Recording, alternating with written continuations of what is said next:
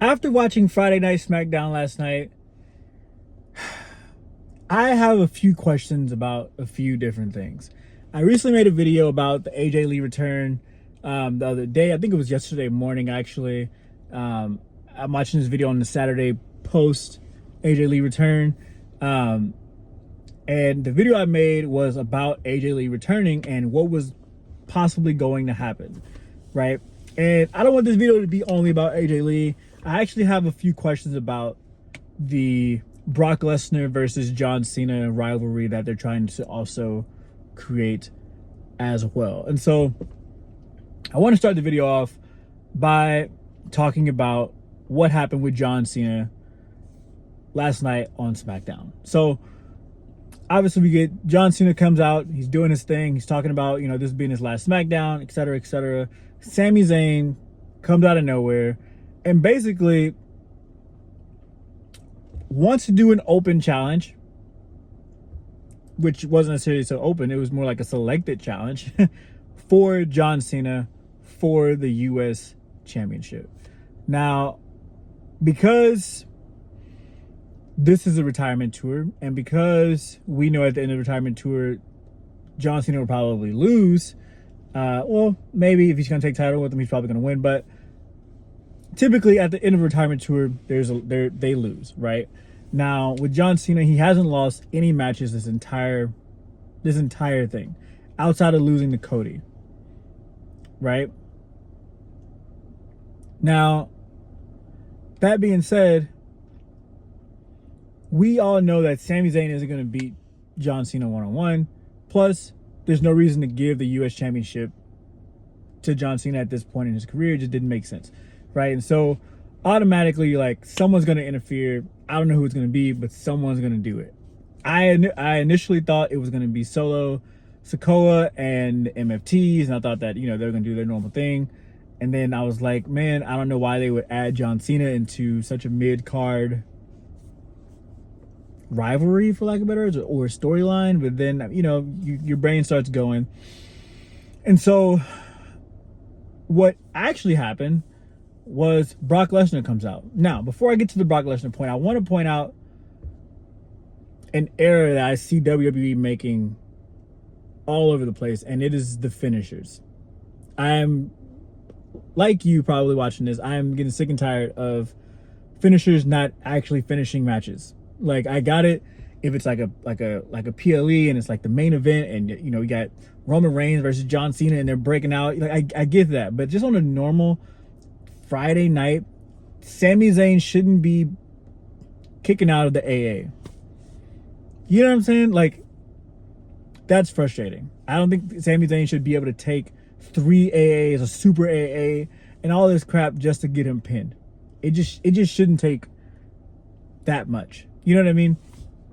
And so I just want to say, WWE, we got to fix that. That has to change. I get it every now and then, but like the amount of people that kicked out of finishers right now is just crazy. It's almost like the finishers don't even finish anything.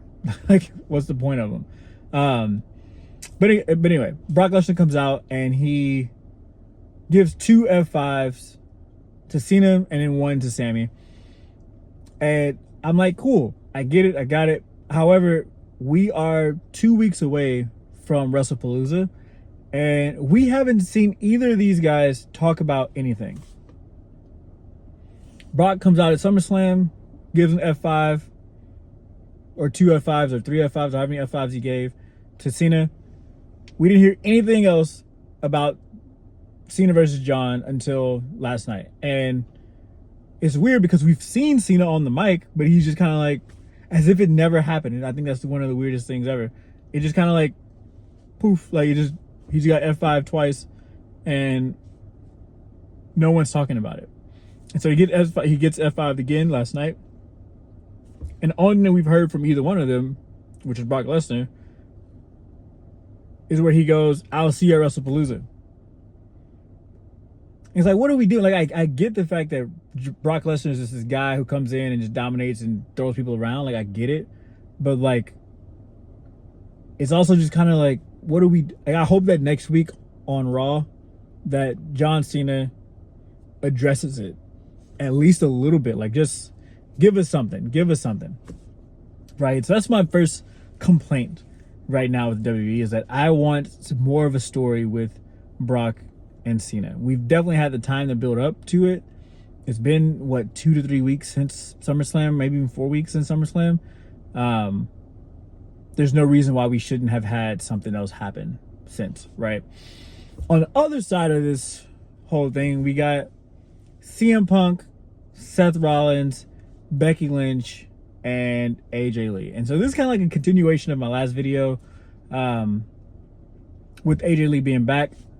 Is she back for good? Not like for good forever, but like, is she back long term, or is this going to just be a PLE thing? And I really hope that this is going to be something long term, where this story continues, where we get a mixed tag match, we maybe get a one-on-one or 2 one-on-ones, where we may even see her with a title run. Because with CM Punk, he's been back for what, 3 years now almost, and she was gone longer than he was. So I'm hoping that when she comes back, this is a multi-year contract or deal that she signs with the WWE, which would be awesome. Because I would love to see just the women that are in the ring right now against someone like AJ Lee. I think that Raw needs it. I think that with all these injuries and just stuff going on with Raw, something new has to happen. I think that Liv Morgan she pulled a lot of weight early on this year, but with her injury and then Bianca Belair getting injured, it's really like, man, like, what are we gonna do? I think that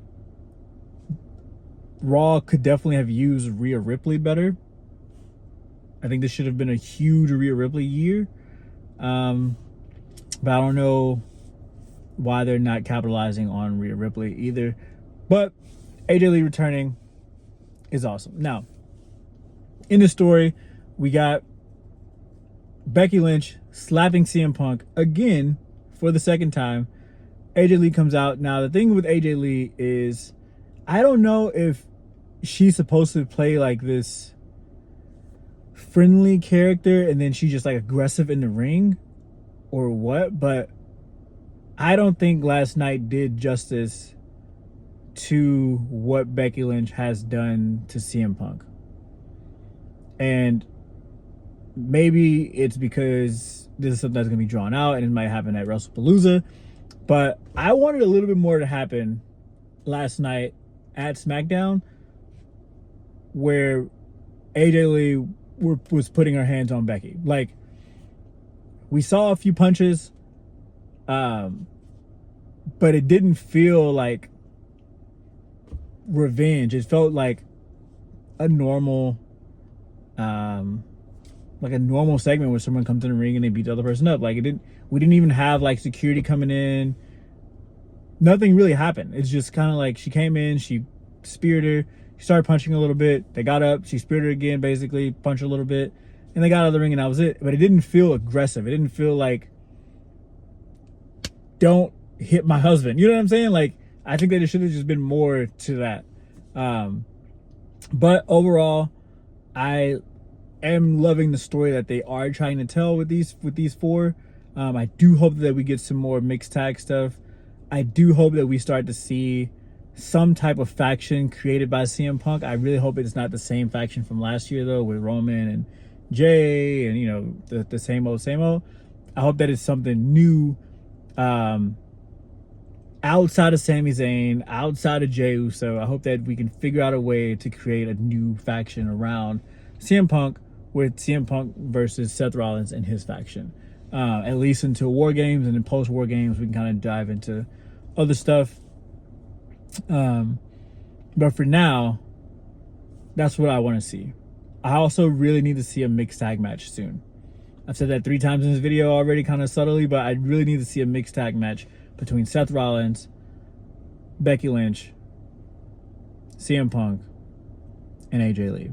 And that needs to happen preferably before WrestlePalooza, but we'll see. And so those are some thoughts that I had and I was thinking about today, post SmackDown. If you like the video, comment below what you guys think. I usually make these videos just to kind of clear my thoughts and just kind of let you guys know what I'm thinking, instead of making, 30 different Instagram reels or whatever. So let me know what you guys think. Subscribe to the channel if you haven't already. Catch you guys on the next one. Peace.